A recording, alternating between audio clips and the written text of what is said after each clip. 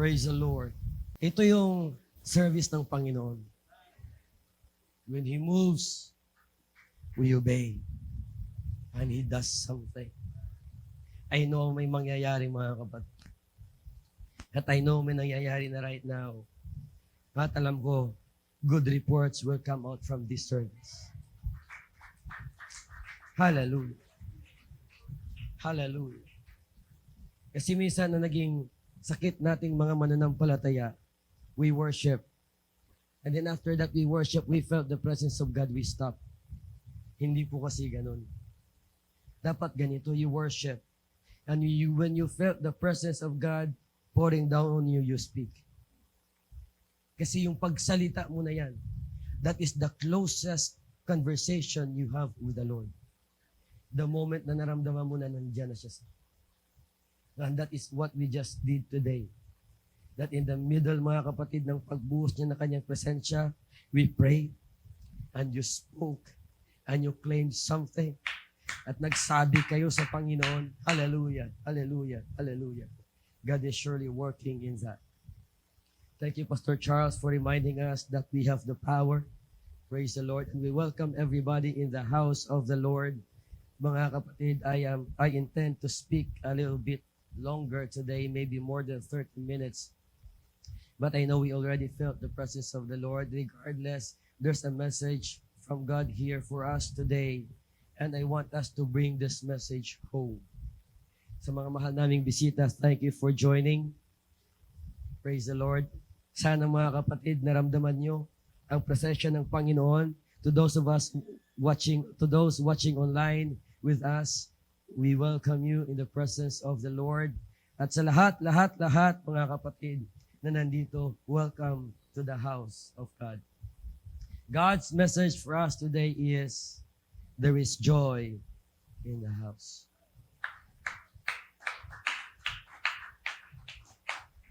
There is joy in the house.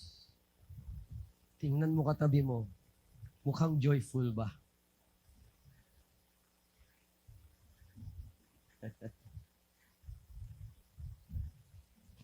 The Bible says, Romans 14:17, for the kingdom of God is not meat and drink, but righteousness, peace, and joy in the Holy Ghost. Kinote ito last week. Suppose mag-discuss ako last week, mga kapatid, ng message na ito. But God has a change of heart, and we talked last week about what? Anong message last week? Huwag niyo makalimutan agad, nakaka-offend naman kayo. But God. And God's message for us today is, there is joy in the house. Now, what is joy? Diretsuhin ko na ito Hindi ko na kaibigyan ng time na makarecover emotionally muna. Diretsuhin na natin ito. What is joy? Ano ba yung joy? Kadalasan we understand this joy in this precept. Joy is something na nararamdaman mo within na masaya at galak. And happiness is something na na-express mo outside. Pero alam nyo ba na walang word na happiness sa Bible? Pag binasa nyo ang King James Version, walang word na happiness. Wala. Kahit na isa, wala. May mababasa kang merry, may mababasa kang glad. Pero wala kang may mababasang happiness. In fact, ang word na happy sa Bible, ang ibig sabihin ay blessed or merry. That's why nung sinabi ng Bible, happy is the man who's God in the Lord, or happy is the nation who's God in the Lord, it means blessed. Ang ating definition ng joy at ng happiness na pinag-iba natin today, actually, pag binasa mo sa Bible, it's the same word, joy. Yun nga lang, pagdating sa translation ng language, pagdating sa Pilipinas, we understand happiness as tawa, and we understand joy as inner feeling na napapangiti ka at masaya ka. Tama ba? Pero pag binasa mo ang Bible, both of this emotion is termed joy. Magkaiba lang ng gamit. but the same word. Kaya search nyo ang King James. Walang word na happiness dyan. Wala. Over the process of time kasi, nagkakaroon lang ng different na usage. Yan. No? Huwag kayo ma-distract sa akin na tingin ha. Okay. Nagkaroon ng different usage. So allow me today to use this word interchangeably. Ano ibig kong sabihin? Allow me to use happiness in reference to joy, and allow me to use joy in reference to happiness. So when I say there is joy in the house, I also mean to say there is happiness in the house. Kasi sa perspective ng Biblia, they are the same word. Now, meron tayong quest na tinatawag. Sabi ng karamihan, when I was younger, life is a quest for happiness. Ang buhay daw ay para bang isang search o isang laban ng hinahanap ng tao ay kaligayahan at kagalakan lamang. And sa totoo lang, ganyan talaga ang buhay. Ganyan talaga ang buhay. Tayo ay naghahanap palagi ng bagay na makapagpasaya at makapagbigay sa atin ng kagalakan. At alam niyong mahirap sa happiness, sa kagalakan, sa joy. Umaangat ang dosage. Tingnan mo nung elementary ka. Lollipop lang ba de Jojo, masaya na tayo. Nung kapanahunan namin, mga 35 to 40, pag may sakit, Royal lang, sapat na. Tama? Skyflake, sapat na. Ngayon, iba na. Ang makapagpasaya sa bata, cellphone na. O kayo, nung nagtatrabaho kayo, naalala ko dati mga kapatid, nakahawak ako ng 3310 na cellphone. Ako ay third year college. Third year college ako nakahawak ng 33 na cellphone, hindi pa akin. Sa kuya ko. Ay grabe, yabang-yabang ko. Pinento ko sa kaklase ko. Alam mo, nakapaglaro ako ng snake sa cellphone ng kuya ko, 3310, ganun. Kasi ang kuya ko nagtatrabaho sa Maynila, kami mga probinsyano sa Bacolod. Sipin mo, third year college, wala kami phone. Walang gamit. Kaya makahawak ka na ganung phone, hindi ko alam kung anong magic sa 3310. Wala akong may nakitang phone na mas matibay sa 3310. Sino sa'yo nakakilala ng 3310 na Nokia? Wala nang mas titibay doon. Ibagsak mo 2 palapag. Magkakalat yun. Idikit-dikit mo, magagamit mo ulit. Kakaiba yun. Ito, subukan nyo ibagsak. Mag-aaway tayo. Umangat. Pag may trabaho ka na, may mabili ka lang. Naalala ko yung unang long sleeve ko, tuwang-tuwa ako 10 piso. Ang price. Unang long sleeve ko, kulay pink. 10 piso ang price, binili sa Okay. Tuwang-tuwa talaga ako. Walang pera eh. Ngayon, iba na. Pag umuwi ako ng bahay, napapakamot ulo ng asawa ko, mga kapatid. Iba na umaangat ang level ng nakakapagpasaya sa atin. And I believe it is a problem na prevalent among us. Kasi ang dosage tumataas. Naramdaman nyo nung first time nyo sa church, kahit na walang worship, wala kantahan, grabe nakaka-worship ka. Ngayon, grabe kanina ang choir, grabe na full of the Holy Ghost ng pagkanta. Ang iba sa atin, nakatingin pa rin ang kanta nila. God is moving. Ikaw ayaw mo mag-move. Ano, mas matibay ka sa Diyos. Alam niyo bakit? We have this perception na ang choir ay kumakanta para sa atin. At ang feeling natin, kumakanta sila para i-entertain tayo. That is why binabantayan natin at tinitingnan natin sila. Ini-enjoy natin ang kanilang kanta. Pero hindi po yan ang purpose ng choir. When they stand here, nakaharap sila sa inyo, syempre, alangan naman kaming iharapin, di ba? Pag kumanta sila, talagang nakaharap sila sa inyo. But that is not for the purpose of entertaining you. That is for the purpose of ushering you to worship God. So every time somebody sings here, worship God. Yung response mo ay hindi para palakpakan ng choir. Yung response mo hindi para itaas ang kamay mo para sa choir. Ang response mo hindi para bigyan ng standing ovation ng choir. Every time may kumanta dito, ang response mo para sa Diyos yan. Kung gano'n na maging mindset natin mga kapatid, walang pangit na kanta sa choir. Ay walang pangit na kanta. Bakit? Kasi alam mo, they are singing for God and you are responding doon sa kinakanta nila pabalik sa Diyos. Kaso minsan, ang taas na talaga ng ating ang hirap na nating pasayahin. Yung kanta kanina, pag kinanta sa ibang simbahan yun, revival. Wala ng church service, wala ng preaching. Kanina kailangan pang mag-intervene at i-encourage para madala tayo sa worship at maintindihan natin, mag-worship pala ako. Ang taas na ng dosage ng church. Alam niyo mga kapatid, pag nag-preach kami sa ibang simbahan, hindi kami natatapos. Minsan nag-worship na yung tao. Dito sa church natin, minsan tapos na kami. Mag-i-encourage pa kami. Minsan parang ayaw pa natin mag-worship. Ang taas ng dosage natin. Yung mga preachers ninyo, guys, yung mga pastors ninyo, ini-invite sa ibang simbahan para mangaral sa kanilang gathering, conferences, and anniversary. Dito naririnig nyo linggo-linggo ordinarily. Tingnan nyo schedule namin ni Pastor. Wala na naman siya. Ako pagdating na katapusan, tuloy-tuloy na. Ang next natin kita-kita mga kapatid, December 24 na. Pagdating na katapusan.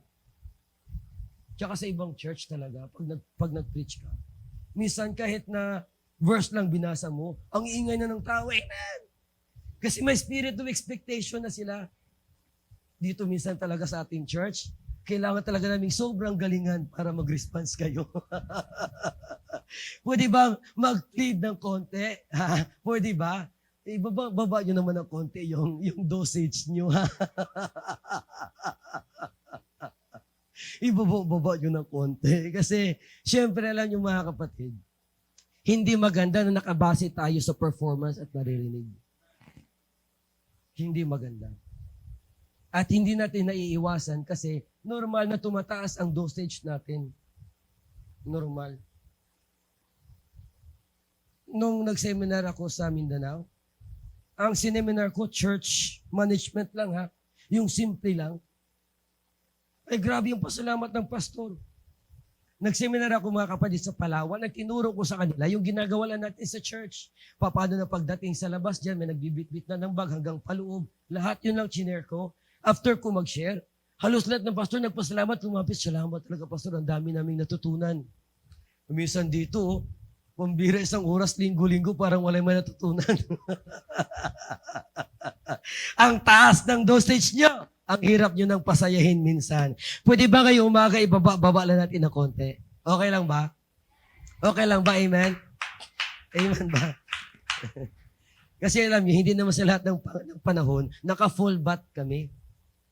Hindi sa lahat ng panahon, naka-fully charged kami. May mga time, mga kapatid, na 9% na lang kami, pero kailangan namin tumayo para mangaral. Sa mga panahon yan, maramdaman nyo yan, suportahan nyo kami sa response, sa prayer. Suportahan nyo kami, mga kapatid, sa umagitan ng pagsagot at pag-worship sa Panginoon. Tulong po sa amin yan. Praise the Lord. Sige, balik tayo dito. Tanong, ano ang nakakapagpasaya sa iyo? Tanungin mo ang katabi mo. Tanungin mo talaga, sabihin mo, sa'yo, Brother Jess, gamitan mo ka ng mic, tanungin mo. Anong nagpapasaya sa'yo? Pera po. Walang kaplastikan, ano? Pera talaga. Ano daw yung gagawin mo sa pera kung hindi ka naman masaya? Pero ano naman gawin mo? Paano ka naman maging masaya kung wala kang pera? Sige nga, pause tayo saglit. Anong nakapagpasaya sa'yo? Yan. Okay? Sa aming mga pastor, ito. Sabi ng Biblia, 3 John 1:4, I have no greater joy than to see my children walk in truth. Kung kami mga pastor gusto niyong pasayahin, lumakad lang kayo ng maayos. Alam niyo, salamat sa treat niyo last October.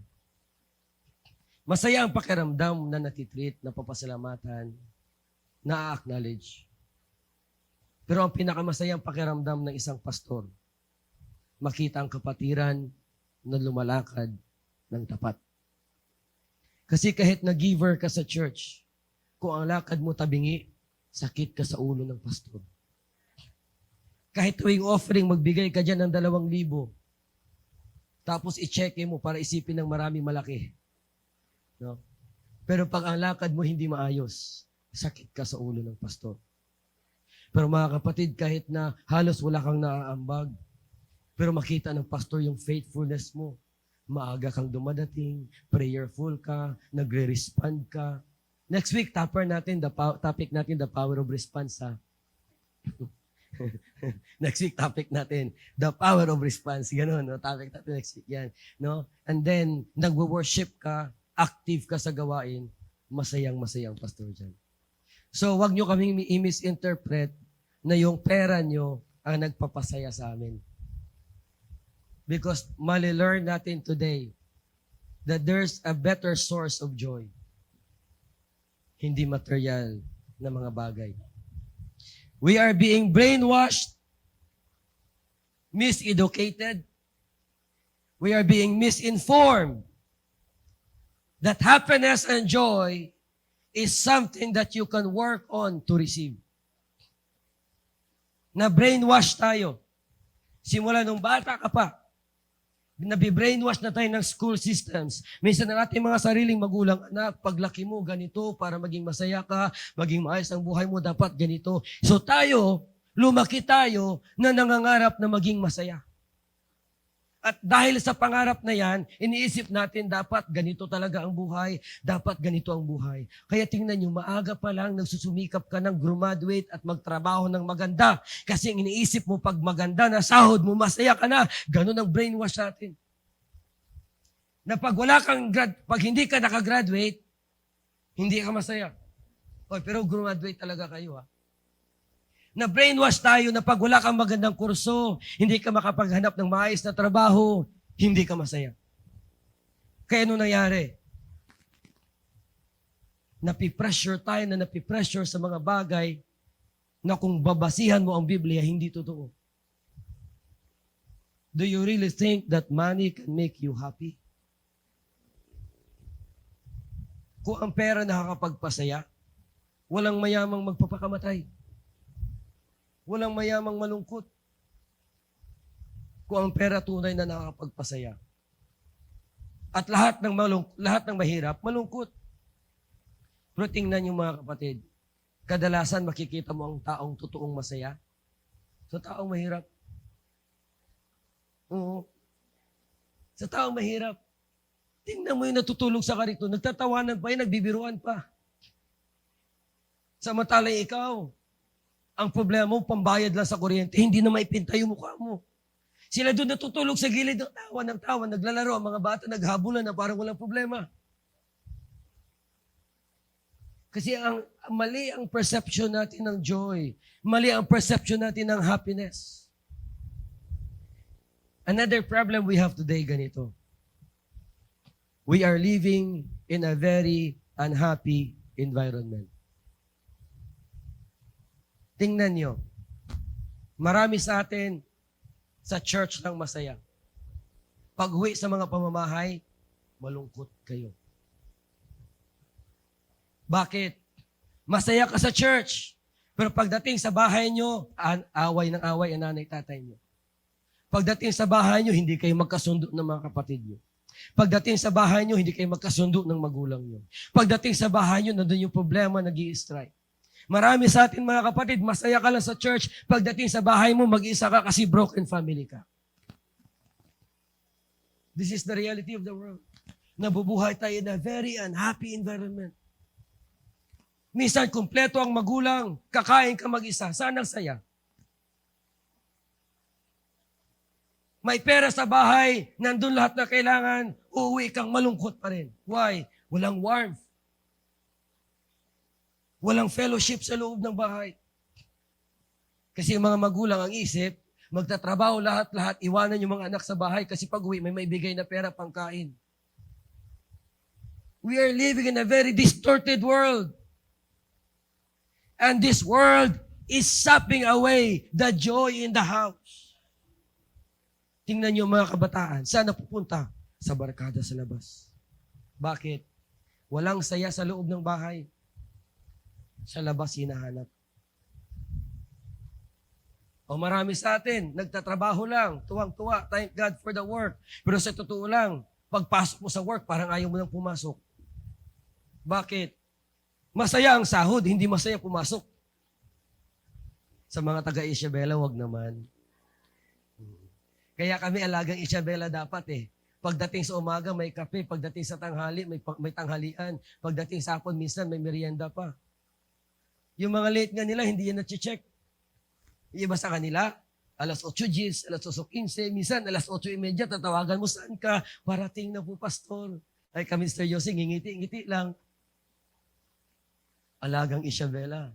Tama ba ba dyan minsan, mga kasama mo dito, maaga palagi ito eh. Pero mga kapatid, marami sa atin nagtatrabaho, hindi masaya sa trabaho.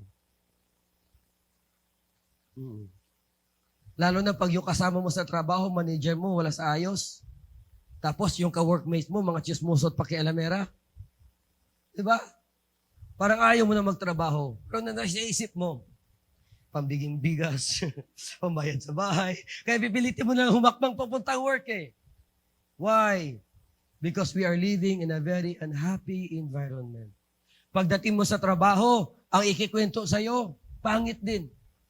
Kalungkutan din ng iba. Problema din ng iba. Itong malala sa school. School is supposed to be a happy place. Pero ano nangyayari sa school system natin ngayon? Ba't parang ang lungkot ng school, no? Napansin nyo ba? Yung school natin ngayon, ang binibuild nila, ito na lang lahat. Kaya mga bata, kung mag-graduate, matalino, pero bobo. Na may word na stupid sa Bible, tsaka tanga, pagbigyan nyo ko sa word. Ano ibig sabihin? Academically maayos, pero hindi marunong sa buhay. At malungkot ang school, hindi kagaya ng school namin dati. Yung school na mga medyo maedad ng konti, iba. Makontento kami sa tuyong baon. Di ba? Baon na tuyo.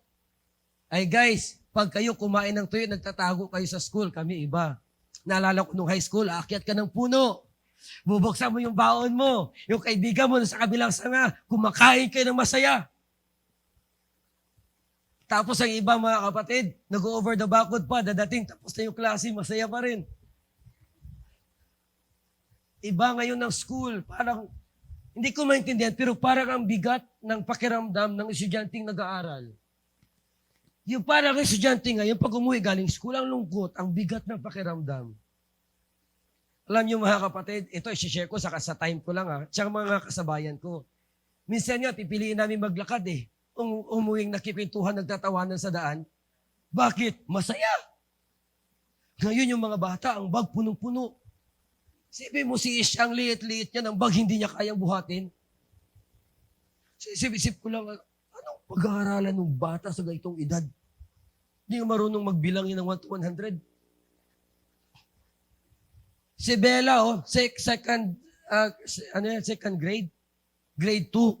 Ang addition, 3 digits. Sabi ko, hala. 375 plus 275. Sabi ko, hala, grabe. Kaya ang bata pag uwi, malungkot. Dagdagan pa ng mga nanay nating maabilidad. Pag uwi, review ka. O aral ka. Sabi ko, pambira talaga. Salamat Lord, pinanganak ako una. Malungkot ang school system natin, malungkot.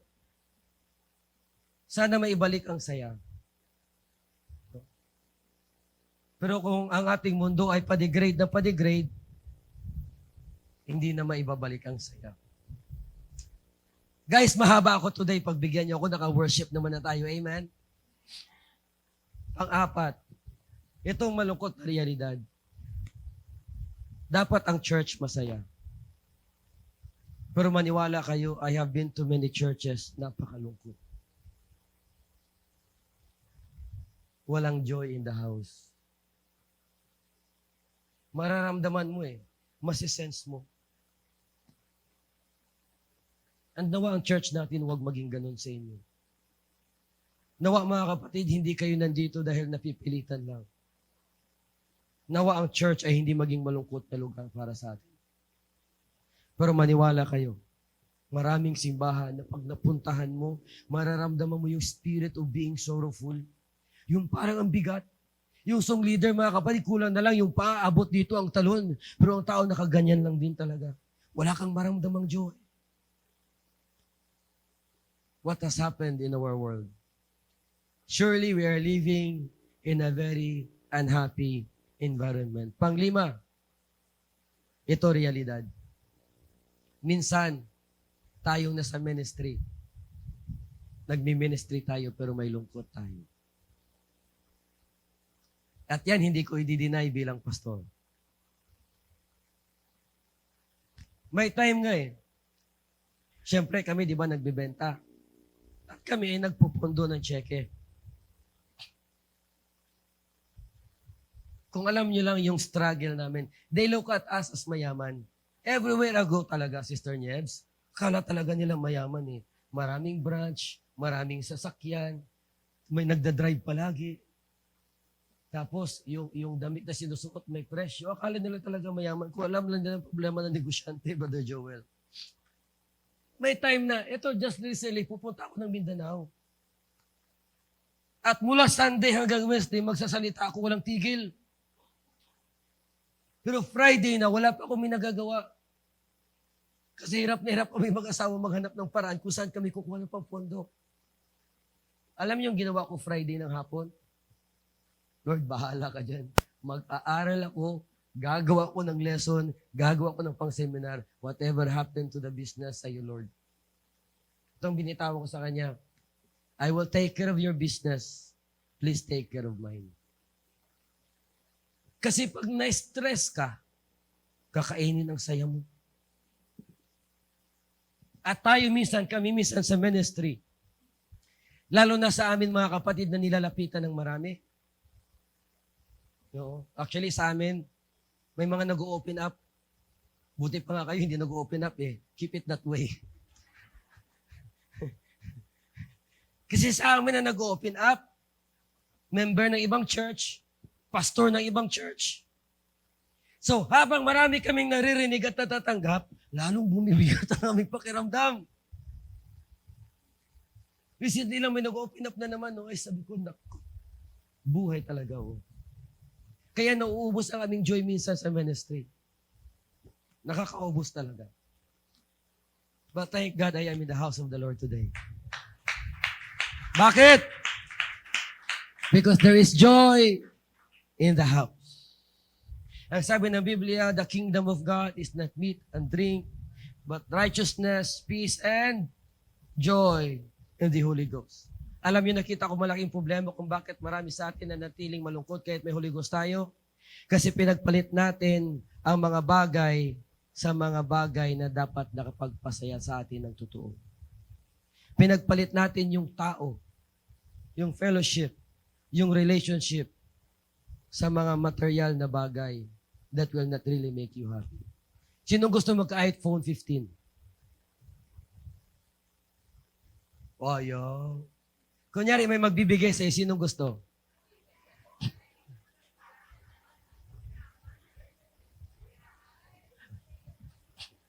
Sana makapagpa-raffle tayo, no? Sa December kaya, no? Mag-ambag-ambag tayo na maganda-gandang prize. No?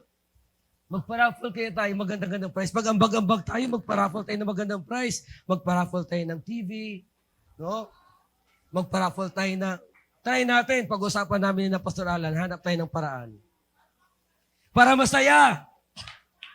Laptop, no? Yung mga worth 35,000, ganon. Si Brother Lowen daw, bibili ng laptop, ipang-paraffle mo, Brother Lowen. Kasi binibenta niya tablet niya kasi bibili siya ng laptop eh. Ay, salamat. Plano na pala ni Brother Lowen magpa-raffle. Palakpakan natin si Brother Lowen. Peace. Peace, peace, peace. Pero mga kapatid, ito pakiusap.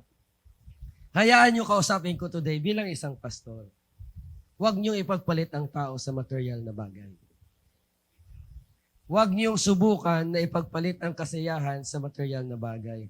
Alam niyo ito, normal na phone. Kaya ko siya ginamit as example kasi everybody wants to have this.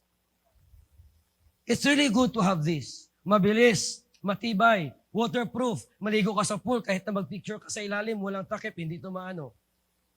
Ilagay mo sa kape dyan, kung gusto mo habang nagkakape ka, hindi rin ito maano. Bakal po ito. No, hindi siya madaling mabasag, mayupi or what. Pagdating sa mga banking system, ang bilis. Subukan nyo mag-Gcash, mabilis. Safe, secured. Secured, napaka-secured nito. Ha? Pag bumili kayo sa akin, ahente. But you see, granting meron ka.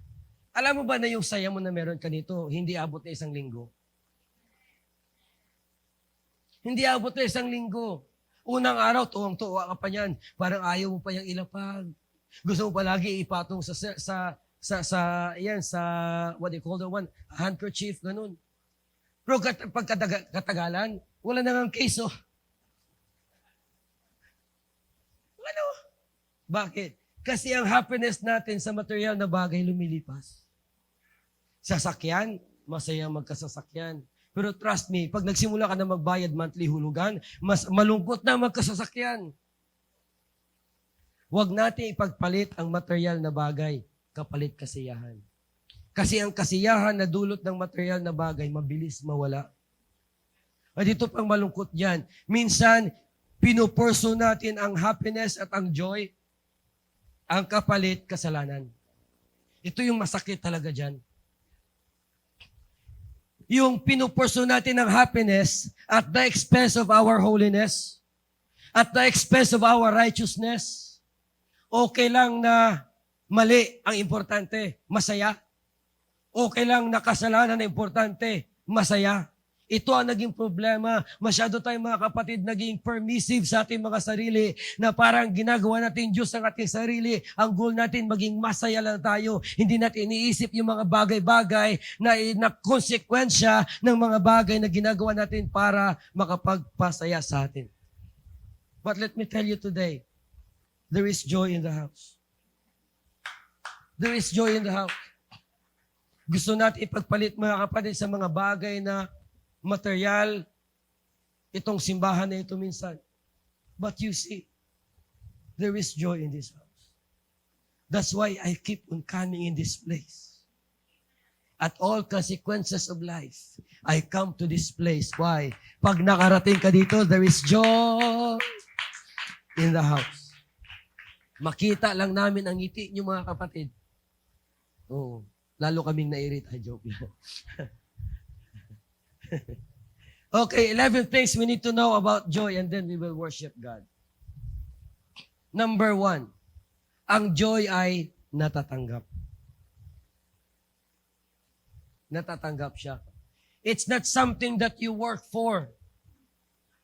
Ang joy hindi parang sahod na pagtatrabahuan mo ng maigi, pag nakuha mo na, bayad na sa pinagtrabahuan mo, hindi po ganun ang joy. Ang joy na kailangan talaga natin, kusang binibigay ng Diyos. And this is what you have to understand. Romans 15:3. Now the God of hope fill you with all joy and peace.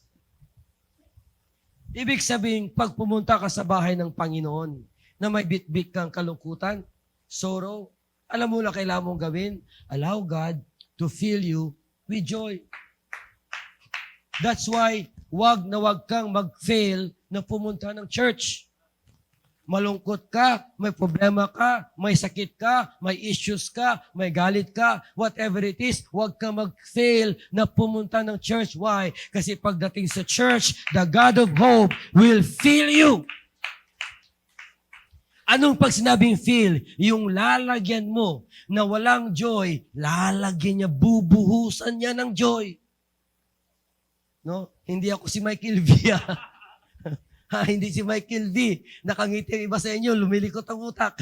Hindi. Okay? Yung joy mismo, yung kagalakan, yung happiness na kung saan-saan hinahanap ng tao sa labas, nandito yan sa loob ng bahay. There is joy in the house. And the Bible tells us, kaya niyang ibuhos ito sa iyo basta. Kaya magdala kayo ng maraming malungkot sa church. Magdala kayo ng maraming problemado sa church. Magdala kayo ng maraming issues sa loob ng church. Bakit? Kasi pag nandito yan sa loob, pwedeng umuwi yan na punong-puno ng joy. Because God will fill us with all joy. Lahat ng klase ng joy, ibubuhos sa'yo ng Panginoon. Sabi mo sa katabi mo, matatanggap mo. Ang joy po natatanggap. Sino dito gusto makatanggap ng joy sa Panginoon? Amen. Itong malungkot na balita, ang joy, dahil natatanggap, nauubos. Itong sabi ng Biblia, Luke, Lamentation 5:15, the joy of our heart is ceased. Our dance is turned into mourning. Ang joy pala nauubos. Kaya pala kailangan talaga nating magpabalik-balik sa bahay ng Panginoon at magpabalik-balik sa presensya ng Panginoon. Kasi ang joy nauubos. Nagagastos pala siya. Kaya tingnan mo, wala naman sigurong tao, di ba? Na paglabas mo ng church, nakangiti ka. Hanggang natulog ka, nakangiti ka. Hanggang gumising ka, nakangiti ka. Hanggang pumasok ka, nakangiti ka. Wala naman siguro ganun, di ba? Ang iba nga sa atin, galing sa church, ang sigla-sigla pa yan. Pagdating ng Wednesday, galit na yan sa mundo. Tapos kailangan mo namang makarating sa church pagdating mga kapatid na Sunday morning para ma-renew na naman ang joy. Bakit ang joy nauubos? Nauubos po yan. Huwag kayong mapakampante. Mga bagay na kumukuha ng joy, trouble. Ang taong lito, walang joy. Yung gulong-gulong isip, walang joy yan. In fact, ang taong gulong-gulong isip, palaging irritable yan. Walang joy yan. Kasi, imbes na ang isip mo ay fresh at nakapag-isip ng magagandang bagay galing sa Diyos, ang iniisip mo lahat ng mali. Lahat ng trouble. Ang taong may sakit, kadalasan walang joy. May mga kakilala ko mga kapatid, bago magkasakit, masayahin. Nung nagkasakit na, palagi ng galit, irritable na. Kasi, saan ka ba nakakita ng taong masakit ang ngipin na masaya? Meron ba ganon? Yung para sakit ng ngipin mo, kumukunik sa ulo mo, tapos papatawanin ka ng papatawanin, ikaw tatawa ka rin, tuwang-tuwa ka. Ang sakit nakakatanggal ng joy. Ang taong masigla na masayahin pag nakakasakit na minsan, para nakakalimutan niya na may dahilan pa para mabuhay at maging masaya. Ano pa nakaubos ng joy? Ito, makarelate tayo lahat. Financial problem. Ang bahay kadalasan kaya walang joy. Kasi ang finances problema. Ang bahay kadalasan parang malungkot sa loob. Kasi walang finances na dumadaloy. Paano maging masaya ang bahay na wala kang pagkain sa harap ng mesa mo? Paano maging masaya ang bahay pagising mo, hindi mo alam kung saan ka kukuha ng pangtanghalian? Tingnan niyo ang bahay na palaging may pagkain sa mesa, masaya. Masaya. Oo. Kasi parang iba yung dating na alam mo na may blessing na nagfo-flow. Ang financial problem talaga, isa ito sa kumakain sa atin. Umuubos mga kapatid ng joy natin dapat. Natotrouble tayo. Ito pa, emotional problem, pahamak ito. Ito mga kapatid, nagnanakaw din ang joy natin. Yung issues between sayo tsaka sa kapatid mo, sayo tsaka sa kaibigan mo, yung away mo ng nanay at tatay mo, yung mga emotional concerns na namumuo between dyan sa heart mo, nagiging taganakaw ng joy yan. Kaya tingnan mo, minsan pagdating mo sa church, ang lahat masaya na. Ikaw nandyan pa rin sa gilid, malungkot. Bakit? Kasi ang heart mo may problema. Isa pa mga kapatid, hatred. Ay, sana walang taong may hatred dito, ha? Alam niyo, hatred, isa sa number 1 cause ng kamatayan. Ang daming sakit na namumuo dahil sa galit. At ito mga kapatid ay umuubos ng joy natin. Tingnan nyo. Hindi naging masaya si Saul na hari siya. Nahari naman talaga siya. At sinusunod siya ng lahat. Alam niyo kung saan niya binuhos ang kanyang buhay? Paghahabol kay David kasi galit siya kay David. Your hatred will steal your joy. Kaya wag mong kupkupin yan dyan. Wag mong patabain yan. Kasi kung anong nilalagay mo sa heart mo, talagang tataba yan. Ito pa isa, guilt. Binibilisan ko itong discussion natin na guilt. Nasa number 2 pa lang tayo, umuubos ng joy natin. Guilt. Ang tao minsan, bigla ka nalang makikita, masayahin to, ba't biglang tumahimik at kumalma to? May guilt pala. May kasalanan pala. May nagawa pala hindi tama. Tapos hindi makalapit ng maayos. So hinahabol ng guilt. Kaya ang dati active, hindi na active. Kasi alam niyo mga kapatid, ang taong walang joy, hindi gumagalaw basta-basta yon. Ang taong walang joy, palang kulang sa battery yon. Kasi mamaya mapag-uusapan natin ang kayang gawin ng joy. Pang-7 before we proceed, unthankfulness and discontent. Ito, taganakaw ng joy. Ako, inis na inis talaga ako. Hindi naman sa lahat ng taxi driver, pero sa maraming taxi drivers. Inis na inis talaga ako. Alam niyo kung bakit? Hindi na talaga marunong magpasalamat ngayon. Sino nagtataksi? Taas ang kamay. Hindi na talaga marunong magpasalamat. Alam niyo, 10 years ago, pag yung taxi driver, binigyan mo ng 20, 10, magpapasalamat. Ngayon, ang bill mo, 67. Bibigyan mo ng 100. Hindi yan iimik. Tapos ikaw, pag taxi driver ka, pag sumasakay ka talaga sa taxi, usually nagbibigay ka na sobra. Sabihin mo, sige, dyan na lang yan. Hindi ka rin lilingunin. Wala rin thank you. Sabi ko, pambira tong buhay ng mga to. Bakit? Wala nang thankfulness. Wala nang joy. Puno na ng discontent. Alam niyo mga kapatid, makinig kayo. Minsan, ang umuubos ng joy nyo, yung pakiramdam ba na kasi wala ako neto?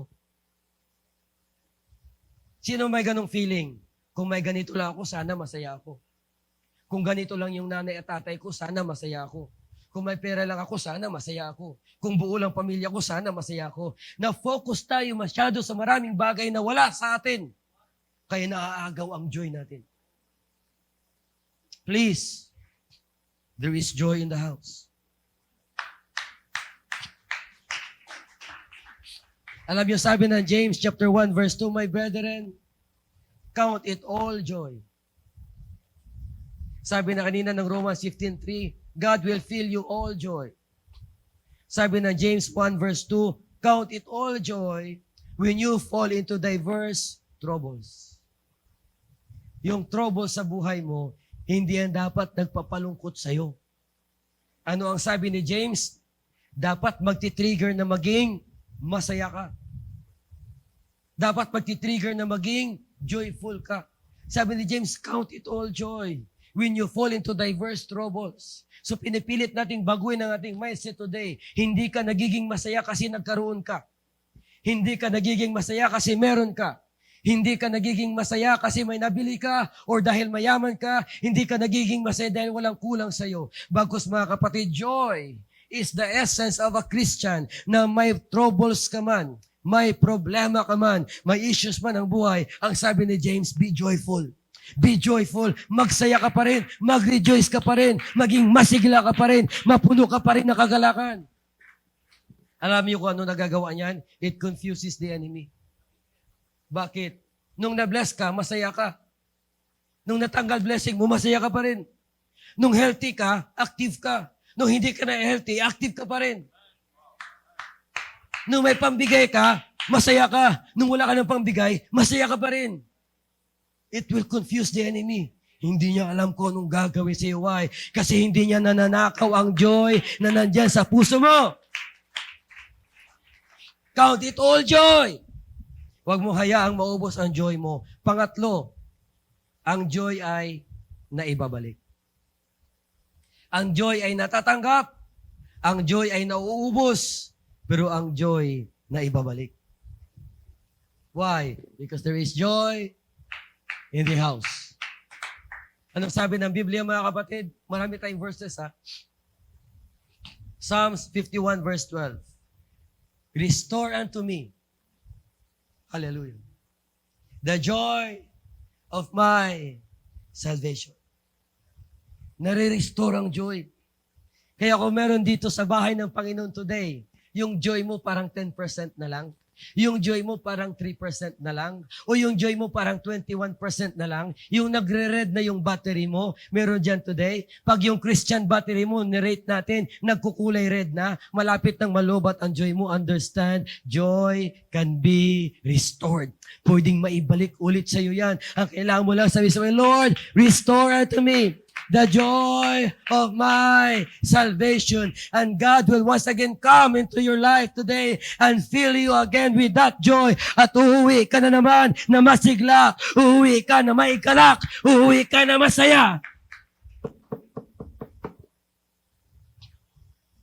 Pang-apat, ang joy ay naaani. So ang joy ay nakukuha mo galing sa Diyos. At ang joy ay naaani mo sa ibang paraan. Anong sabi ng Biblia? Listen. They that sow in tears shall reap in joy. Alam niyo kung bakit sinabi ng Bible, my friend, na dapat mag-rejoice ka in all klase ng troubles? It is because sa troubles mo, at sa pag-iyak mo, at sa pain, sa mga pain mo, sa mga naranasan mo hindi maganda, pag nalagpasan mo yan, ang dulo niyan, joy. Ang dulo ng iyak mo, joy. Ang dulo ng tulo ng patak ng luha mo, joy. Habang pumapatak ang luha mo, tumutulo yan, mga kapatid, sa Panginoon. Because may mga nararanasan ka hindi maganda. Yan ay nagpapalambot ng lupa. And later on, mamumunga yan. At ang bunga yan, joy. Joy. Kaya magkakaroon ka ng opportunity pagdating sa ating praising testimony. Ano sasabihin mo? Thank God na hospital kami at nagkasakit kami. Pero salamat sa Panginoon, nagpadala siya ng kagalingan. Then may joy. Naalala ko, Sister Beth, naglagay ng prayer request, may ganitong nangyari, and she cried for it. But because she cried for it, nag-testimony. Ngayon, okay na. Anong meron? May joy. Because they that reap joy must sow in tears. Ang iba sa atin ayaw mahirapan. Ang iba sa atin ayaw masaktan. Ang iba sa atin gusto natin lahat easy-easy. Kaya easy-easy ang buhay, wala ka ring joy. Pero tingnan mo, pag marami kang mga kapatid bit-bit na kabigatan, minsan sila pa yung maraming mataas ang talon sa church. It is because they that sow in tears shall reap in joy. Do you hear me today? Naalala ko, mga kapatid, yung mga panahon na iniiyakan natin yung bawat bisita. Amen.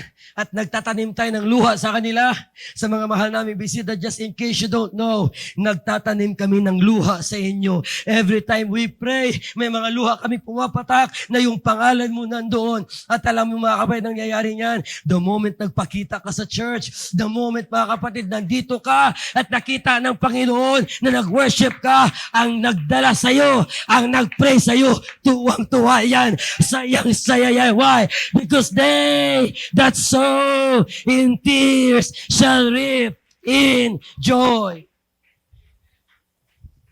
Alam niyo, mga kapatid, kami mga pastor, minsan, pag nandito kami sa harap, hindi kami masyadong nag-worship. But it doesn't mean we don't worship. Pero minsan, pag nandyan kami sa likod, at nakikita namin kayo, yung isang brother na matagal na hindi nagsimba nandyan, tapos makita mo mag-worship, it makes us joy. It gives us joy. Kaya minsan pupunta ako sa likod and then makikita ang mga kapatid, ang mga kapatiran na ito, parang alam ko may problema talaga to. Pero nandito pa rin siya sa church, oh, it gives us joy. Because ito yung joy namin mga pastor. We are sowing in tears. We are sowing in labor. But to see you stay still in the church, it is our joy. Because they that sow in tears will reap in joy. At ang joy, mga kapatid, nadating kusa. Natatanggap, nauubos, naibabalik, naaani, at nadadating. Nadating kusa. Alam niyo sabi ng Biblia, for his anger endureth but for a moment. In his favor is life. Weeping may endure for a night. But joy comes. Sabi mo sa katabi mo, joy comes. Joy comes in the morning. Oh! I hope you can feel what I'm feeling right now. Joy comes in the morning. Ang pinakamahirap na kalagay sa buhay natin, midnight. You know what happens in the night? There's nobody but you. Yung iyak mo pag nag-iisa ka sa hating gabi, ang pinakamalalang iyak ng isang tao. Why? There's nobody na dadamay sa'yo. Walang may nakakakita. Walang may nakakaalam. But the Bible says, weeping may endure. But for a night, hindi ko alam kung naranasan nyo yan. But naranasan ko yan, mga kapatid. Nagigising ka hating gabi at iiyak ka because something is going on at wala kang may magagawa na akala mo forever ka ng ganyan. But the Bible says, joy comes in the morning. Pagising mo, God will begin to do something. Kaya huwag kayong maniwala na yung kalagayan ng buhay nyo permanente. Hindi totoo yan. Huwag kayong maniwala na yung kalungkutan mo permanente. Hindi totoo yan. Magugulat na lang si Satanas na sa church ka, kumakanta, nag-worship, tumatalon. Why? Because you have endured your night. Singit ko lang, please enjoy your nighttime. I-endure mo. Lahat sa atin may nighttime. Si Paul and Silas may midnight in jail.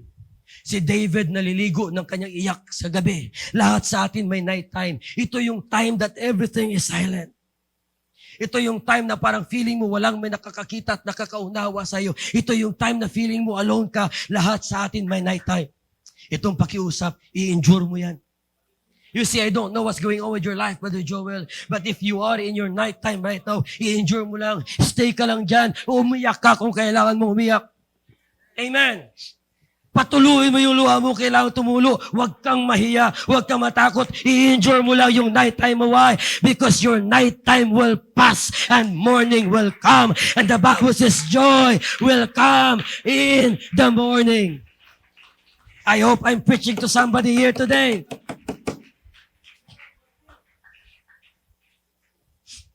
Praise the Lord.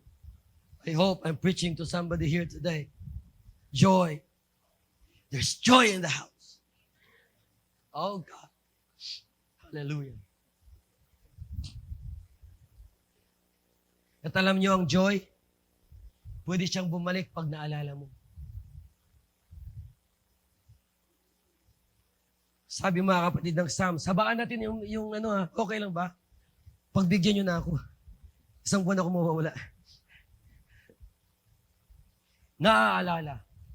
So ulitin ko ang joy ay natatanggap, nauubos, naibabalik, naaani, nadating, naaalala. Alam mo, sabi ng verse mga kapatid, Psalms 137 verse 6, if I fail to remember you, I may never sing again.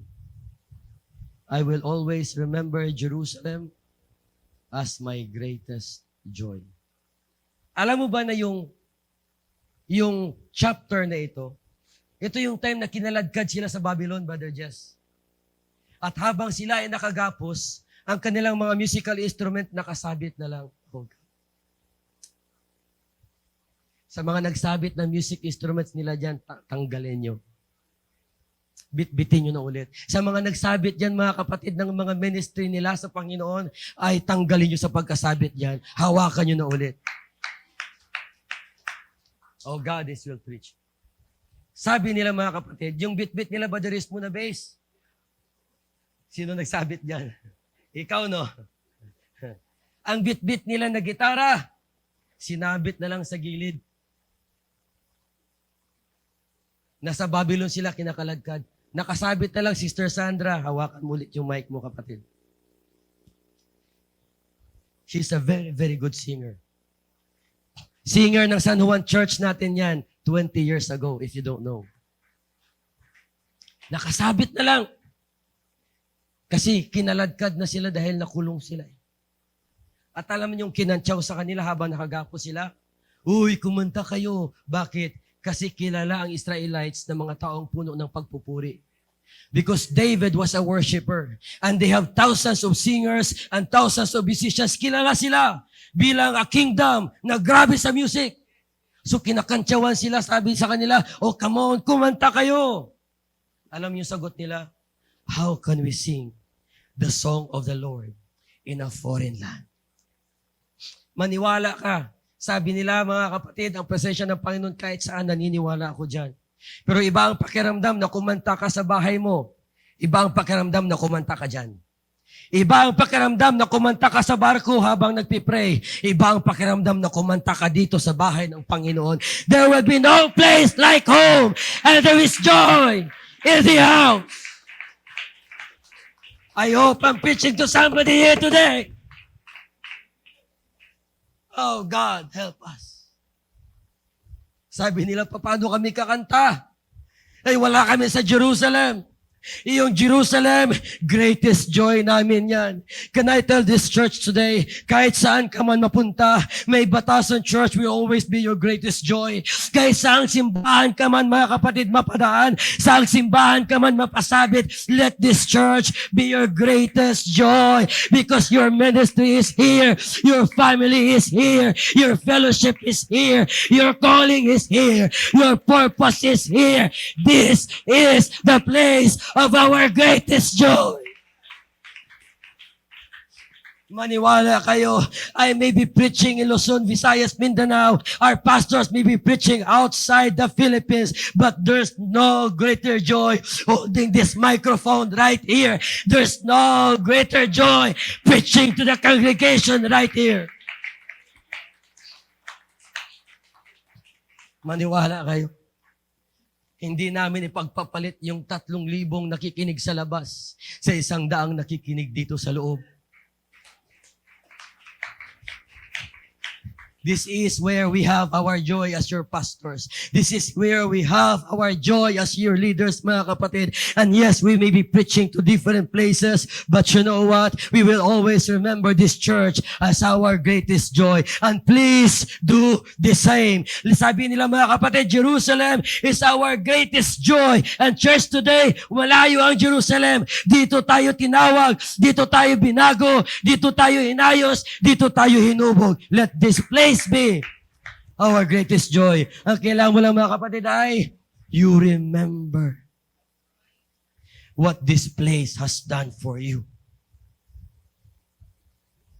Pag dumating sa time na parang ayaw mo nang bumalik sa lugar na ito, remember what this place has done for you.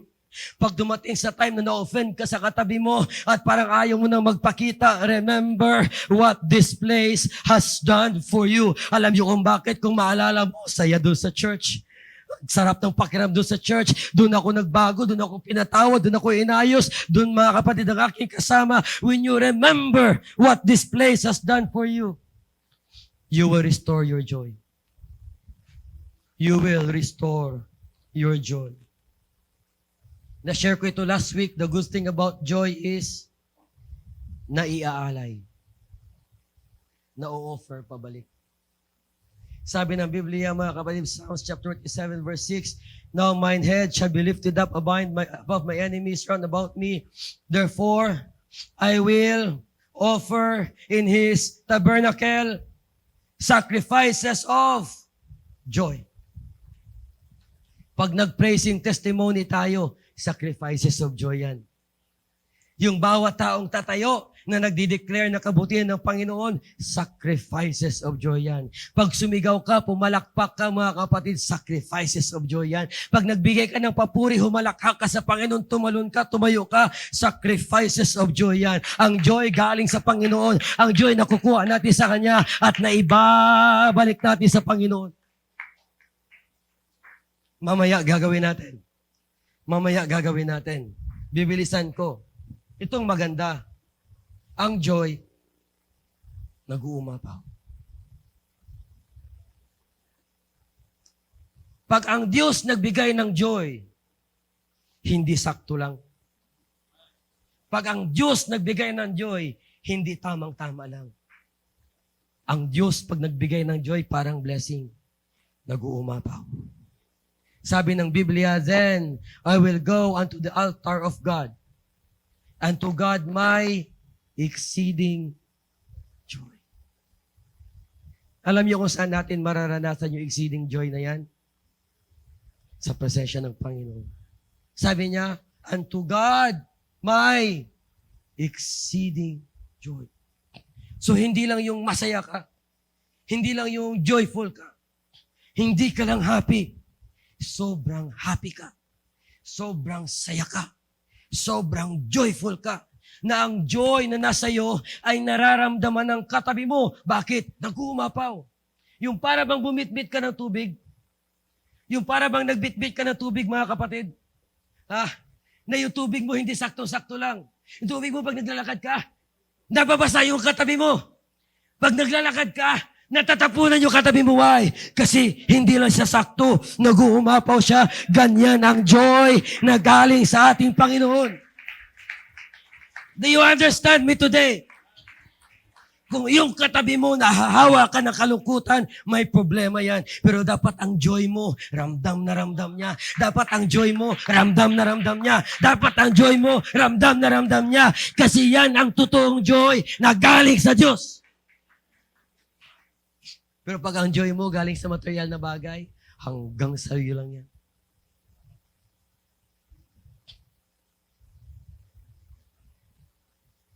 Third to the last, ang joy na didesisyonan. Maniwala kayo, may time talaga sa buhay na kahit saan ka tumingin, wala kang dahilan para maging masaya. May time talaga na kahit saan mo ibaling mata mo, wala kang may makitang masaya.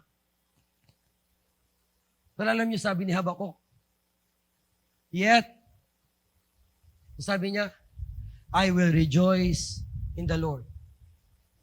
I will joy in the God of my salvation. Binanggit ni Habakuk lahat ng pangit na nangyari. Yung pananim na ubos, yung mga stock na sira, lahat ng kasamaan dumating. Lahat ng pangit. Kahit saan tumingin si Habakuk, mga kapatid, kalungkutan na nakikita niya. At dahil lahat ng paligid niya, kalungkutan nakikita niya, nung ginawa ni Habakuk, humugot siya ng kaligayahan dito. Galing sabihin, pikit ko mata ko, and I will rejoice in the Lord.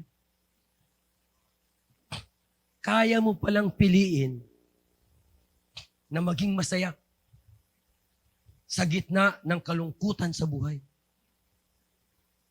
Kaya mo palang desisyonan na maging masaya ka kahit lahat ng paligid mo nagtuturo at nagbibigay ng dahilan para maging malungkot ka. Kaya pala. Pero saan ka huhugot ng joy na yan? Sa Kanya. Sa Kanya ka huhugot. Kasi pag tumingin ka ganyan, plain sight, puro pangit eh. Tingnan mo katabi mo. Maganda. Diba? Puro pangit na. Alam niyo yung gagawin mo para maging joyful ka, mga kapatid? Para makahugot ka ng kaligayahan at kasayahan. Tingin ka sa taas. Walang pangit sa langit. Walang pangit kay Jesus. Walang pangit sa Diyos. Walang malungkot doon. That's why pag dito wala na, tingin and make a decision. Sabi mo sa sarili mo, I will rejoice. Desisyon mo yan. Maging masaya ka. Kahit mga kapatid, pag uwi mo, wala kang masaing, maging masaya ka. Amen? Kahit na pag-uwi mo, the same na problema ang naghihintay sa'yo, wala ka pa rin pambayad ng bahay, maging masaya ka. Kahit na pag-uwi mo, the same na issue ang kaharap mo, wala ka pa rin magagawa dyan, maging masaya ka. Make a decision today. Let the enemy take away our joy. Ito, second to the last. Ang joy, nagpapatibay. Ang taong walang joy, mabilis mawala sa church. Pero ang taong masaya sa kanyang paglilingkod, ay kahit na anong nangyayari sa church, nasa church. Ang halimbawa natin si Jesus. Hebrews chapter 12 verse 2. Looking to Jesus, the author and the finisher of our faith. Ano next na word? Who? For the joy. For the joy that was set before Him. Ang dahilan kung bakit kinaya ni Jesus ang cross, dahil sa joy. Sabi ng Biblia, for the joy that was set before Him. Ibig sabihin ganito, mabigat ang cross, mahirap ang cross, masakit ang cross. Pero every time Jesus Christ look up, there's joy waiting. Ano ginawa niya? Pinursu niya ang cross. Kinaya niya ang cross. Binitbit niya ang cross. Why? Because there's joy waiting. At alam niyo, na-realize ko today, ano yung joy na yon? Tayo pala. Ang sabi ng Bible, Badarismo, ganito, joy shall be in heaven over one sinner that repents. Pag ang isang tao nag-decide na maglingkod sa Diyos, may joy sa langit. Kaya pala si Kristo, hirap na hirap sa krus, sakit na sakit sa palo, tiniis. Ang nakikita niya, bawat kaluluwa na magbabago ang buhay at maglilingkod sa Kanya. That was the joy that was set before Him. Kaya kinaya niya ang cross. Kaya mga kapatid, huwag nating hayaang mawala ang joy. Amen. Huwag nating hayaang maubos ang joy. Ang joy nagpapatibay. The reason why nandito pa rin tayo, kasi nananatili ang kagalakan at kasiyahan sa ating puso. At ano pang dahilan kung bakit nandito tayo? Kasi sa langit, may joy. Ang sabi ng Biblia, the Holy Ghost that you receive, it's a joy unspeakable, full of glory. Pero ang sabi nila, the half has never yet been told. Alam niyo, sabi ng Isaiah, mga kapatid, sabi niya, and my people will come, and they will have everlasting joy. Ang dahilan kung bakit nandito pa rin tayo, nagbabata, nagtitiis, naghihirap, nagtatrabaho, is because, Brother Colonel, may joy sa langit, walang hanggan, walang humpay, walang tigil, walang end. May joy doon. That's why matibay tayo dito. That's why kahit ano mangyari, nandito pa rin tayo because there's joy waiting for us. And last, before we worship, ang topic natin today, because there's joy in the house. One thing you have to understand before we end. Sabi ng Biblia, in thy presence is fullness of joy. I understand that you can feel the presence of God outside this place. But you have also to understand that this place has the presence of God. Kaya ang title ng mensahe natin, there is joy in the house. Bakit? Ito lang yung lugar na kahit anong pakiramdam mo pagpasok mo, pwedeng magbago palabas. Ito lang yung lugar. Ito lang yung lugar, mga kapatid, na papasok kang makasalanan, lalabas kang malinis. Ito lang yung lugar na papasok kang problemado, lalabas kang masaya. Ito lang yung lugar, mga kapatid, na kayang baguhin ang estado ng isip mo at ang kalagayan ng puso mo. Why? Kasi may presensya ng Panginoon dito. At alam mo yung bit-bit ng presensya ng Panginoon? Hindi kalungkutan. Kaya ang worship ng isang tao na puro hiyaw, hagulgul, hindi talaga worship yan. Supplication yan. Kasi ang totoong worship, makikita mo sa mukha yung saya. Kaya ang tao, masasabi mo nakareceive ng Holy Ghost, una sa naririnig mo. Pangalawa, makikita mo yung mukha. Maaliwalas, masaya, nagsashine. Bakit? Yan ang dala ng presensya ng Panginoon. Now listen, before we end. Marami sa atin, ang worship, hagulgul ng hagulgul ng hagulgul. Na after ng worship mo, ang bigat ng pakiramdam mo. Supplication ng ginawa mo. Ang worship, mga kapatid, na napuspos ka ng presensya ng Panginoon, after mo mag-worship, masaya. Why? Because in His presence, there is fullness of joy. Alam niyo yung ibig sabihin yan? Lahat ng nagpapalungkot sa iyo, kaya niyang palitan. Why? Ang bit-bit niyang joy, hindi one-sided joy, fullness. Yung kabuuan ng joy na kailangan ng isang tao. And where can we find that? In this house. So please, huwag kayong umabsent. Please, huwag kayong tumigil sa pagpunta ng church. Please, huwag yung sabihin, Pastor, nanonood naman ako online. Please, huwag yung sabihin, mga kapatid, Pastor, may ibang dahilan kasi. Please, mga kapatid, huwag nating ipagpalit ang pagpunta sa church every Sunday. Because in this place, in this house, there is joy. There is joy. Can we close our eyes for a while? Alam ko, nag-worship na tayo kanina.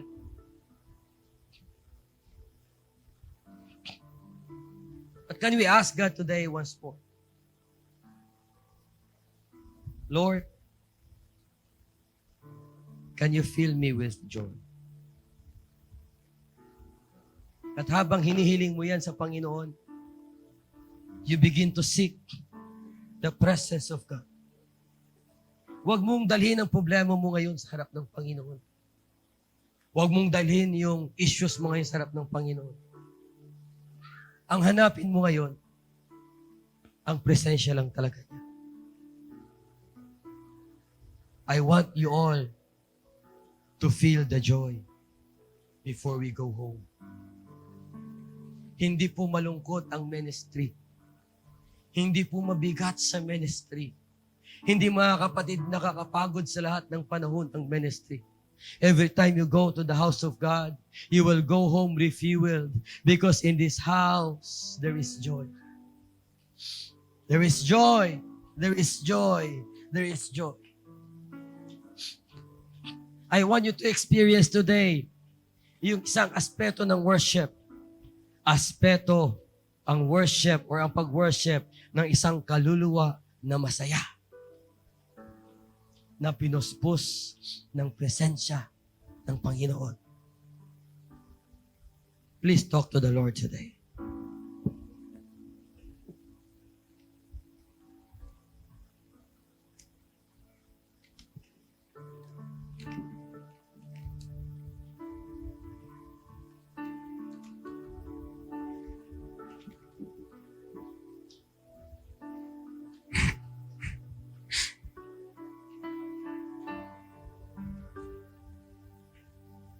Kung hirap kang hanapin ang kanyang presensya ngayon, remember what this place has done for you.